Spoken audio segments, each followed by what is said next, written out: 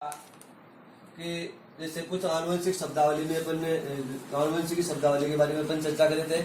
तो संकर, संकरण, युग्म विकल्पी, विपर्य लक्षण, जीन, जीनोम, इसके अलावा लक्षण प्रारूप, जीनी प्रारूप।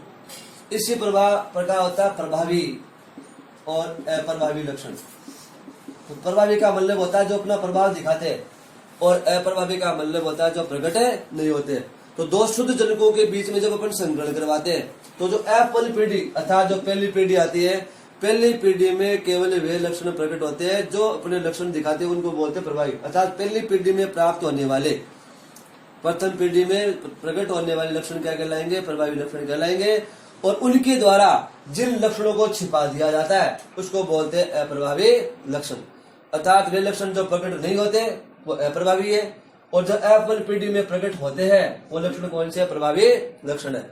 इसी प्रकार एकल संकरण, एकल संकरण का मतलब होता है एक ही लक्षण को लेकर जब वंशानुगति करवाई जाती है।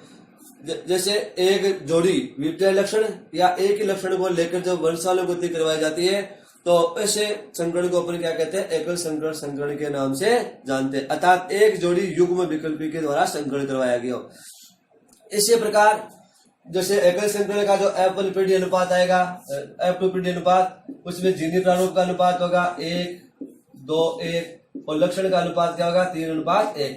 इसी प्रकार द्विसंकर संकरण, जब दो लक्षणों को लेकर वंशानुगति की जाती है, अर्थात दो जोड़ी युग्म विकल्पियों को, अर्थात दो जोड़ी विपर्य लक्षण अलग हो गए, तो इसका मतलब जब दो लक्षणों को लेकर वंशानुगति करवाएंगे तो उसकी जो F2 पीढ़ी होगी उसका जो अनुपात होगा लक्षण प्रारूप का 9:3:3:1, और जीनी प्रारूप होगा 1224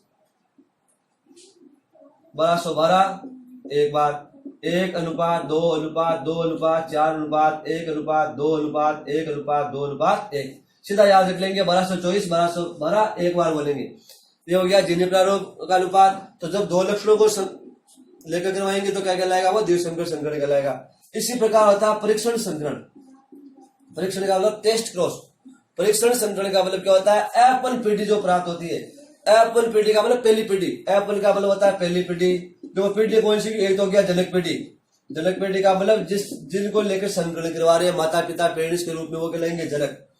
एपल का मतलब पहले उनके जनक पीढ़ी के संकरण से, अर्थात माता पिता के संकरण से जो संतान आ रही है वो कौन सी पीढ़ी कहलाएगी? एपल पीढ़ी। अर्थात जनकों के संकरण से जो पहली स्टार्टिंग में प्राप्त होगी वो कौन सी पीढ़ी होगी? पहली। पहली के बाद में होगी वो कौन सी पीढ़ी होगी? दूसरी, F2 पीढ़ी। अर्थात एपल पीढ़ी में स्वपरागण करवाने पर जो पीढ़ी प्राप्त होगी वो कौन सी होगी? F2 पीढ़ी होगी। तो परीक्षण संकरण का मतलब है एपल पीढ़ी का संकरण यदि अप्रभावी जनक से करवाते हैं।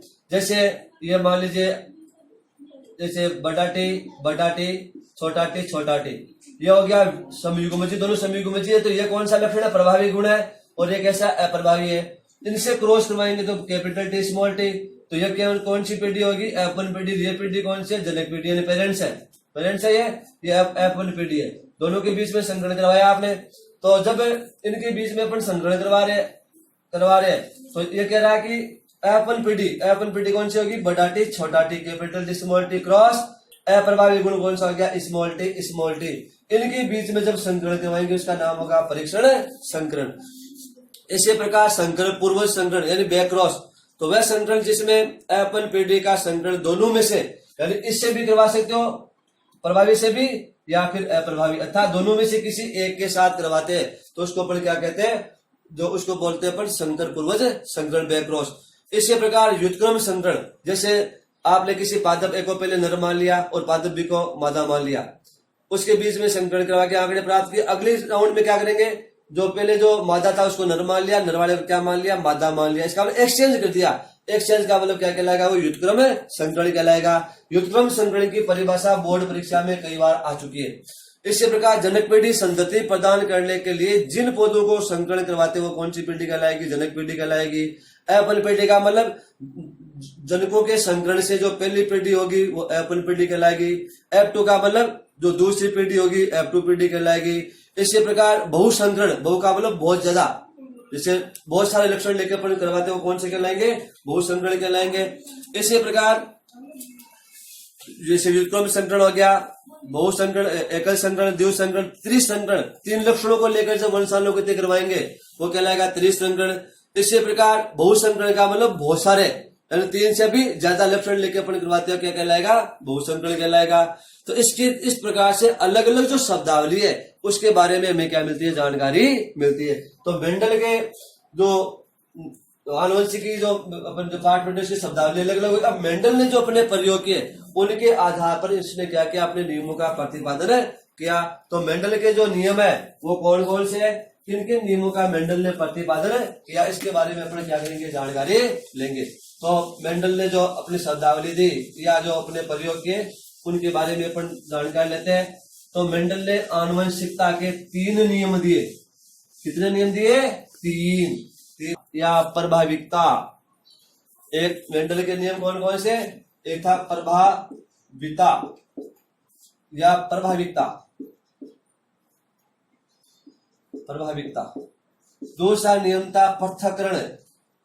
पृथक्करण का मतलब अलग अलग। विसंयोजन, विसंयोजन, या इसका एक नाम है युग्मकों की शुद्धता का नियम, शुद्धता का नियम।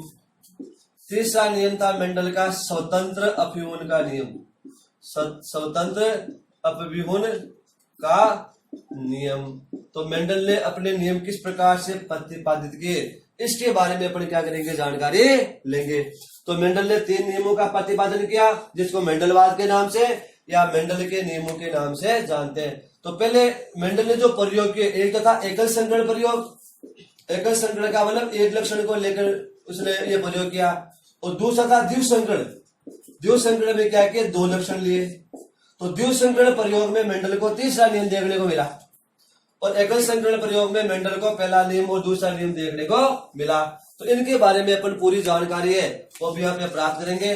तो मेंडल के एकल संकरण के प्रयोग के लिए मेंडल ने किस प्रकार से अपना अध्ययन किया और किस प्रकार से अपने प्रयोगों का प्रतिपादन किया, अर्थात तो मेंडल ने 7 प्रकार के विपर्य लक्षण जो थे उनमें से किसी एक एक लक्षण को बारी बारी से लेकर उसने देखा और सभी के जो रिजल्ट थे वो लगभग सब में कैसे आए? समान आए, अर्थात रिजल्ट में कोई अंतर नहीं आया।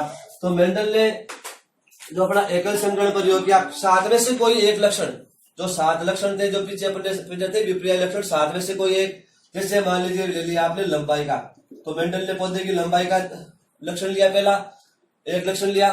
लंबाई के 2 कारक हो गए, एक हो गया लंबापन, लंबापन, और एक कौन सा हो गया? बोनापन।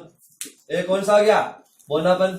जैसे मान लीजिए मेरे पीछे कोई छोटा बच्चा है, तो जैसे दोनों बराबर खड़े तो लोग ये बोलेंगे कि भाई इसकी लंबाई इतनी है, इसकी लंबाई इतनी है। जैसे मेरी लंबाई मान लो 5 फुट 9 इंच है, मेरे पास में खड़ा उसकी मान लो 5 फुट 2 इंच है, तो इसका दोनों की लंबाई है, परंतु मैं लंबा और मेरी तुलना में वो क्या है? बोना है। तो लंबेपन के लिए जीनी संरचना, जीनी प्रारूप क्या लिया? कैपिटल टी, और बोनेपन के लिए क्या काम लिया? Small T. इन दोनों के बीच में क्रॉस करवाया, क्रॉस का मतलब संकरण करवाया। ये जनक पीढ़ी होगी पहली, कौन सी पीढ़ी होगी? जनक पीढ़ी। ये जनक पीढ़ी लिखना जरूरी है, यदि आप ये नहीं लिखते हो तो परीक्षा में 0 नंबर दिया जाता है आलेख में, क्योंकि बिना माता पिता के संतान नहीं आएगी। अब इनके बीच में क्रॉस करवाते हो, संकरण करवाते हो, तो इसमें कौन सा करवाया मेंडल ने? इसमें करवाया परपरागण। कौन सा कराया? परपरागण करवाया। परपरागण का मतलब क्रॉस करवा दिया। जैसे ये लंबा पौधा है या बोना पौधा है, तो इसके जैसे क्रॉस करवाएंगे लक्षणों को, तो इसका मतलब हम करवा रहे हैं। अब ये इसकी जो पीढ़ी प्राप्त होगी, इस कैपिटल टी स्मॉल टी, ये पीढ़ी कौन सी है? पहली पीढ़ी है। कौन सी पीढ़ी है? पहली पीढ़ी। तो यहाँ पे अपन देख रहे हैं 100% पौधे कैसे प्राप्त हो रहे? लंबे प्राप्त हो रहे, बोले पौधे यहाँ पे प्राप्त नहीं हुए। तो यहाँ पे मेंडल का पहला नियम देखने को मिल गया। पहला नियम कौन सा हो गया? प्रभाविकता का नियम, प्रभाविकता या प्रभाविता का नियम। तो यहाँ पे पहला नियम देखने को मिला, क्या मिला? जैसे प्रश्न पूछे कि मेंडल के प्रभाविकता के नियम को समझाइए, तो आपको यही तक पूछना है। तो कैपिटल टी स्मॉल टी, जनक पीढ़ी होगी, संकरण करवाया, capital T small T, capital T small T संकरण करवाने पर कैपिटल टी स्मॉल टी प्राप्त हो गया, ये एप्पल पीढ़ी होगी। अब एप्पल पीढ़ी में क्या करवाया? स्वपरागण करवाया।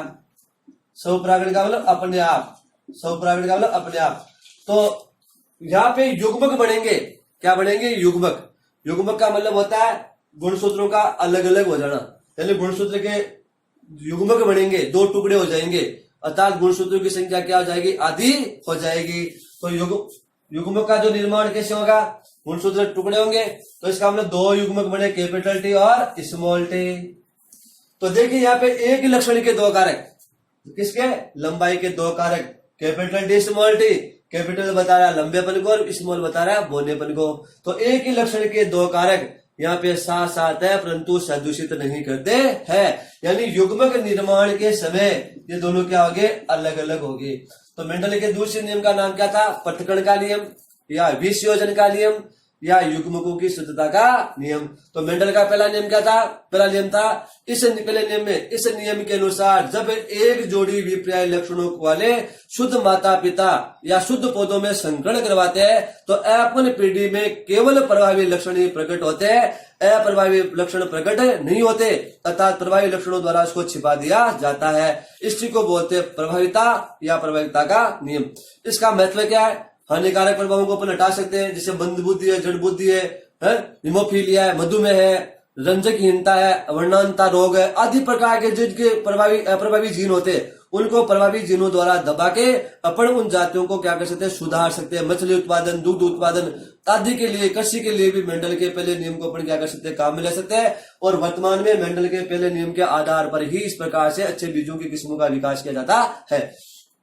तो युग्मक निर्माण हो गया। अब आपको पूछता है कि पृथक्करण के नियम को समझाइए या मेंडल के दूसरे नियम को समझाइए, तो आप इसको अब आगे बढ़ाओगे।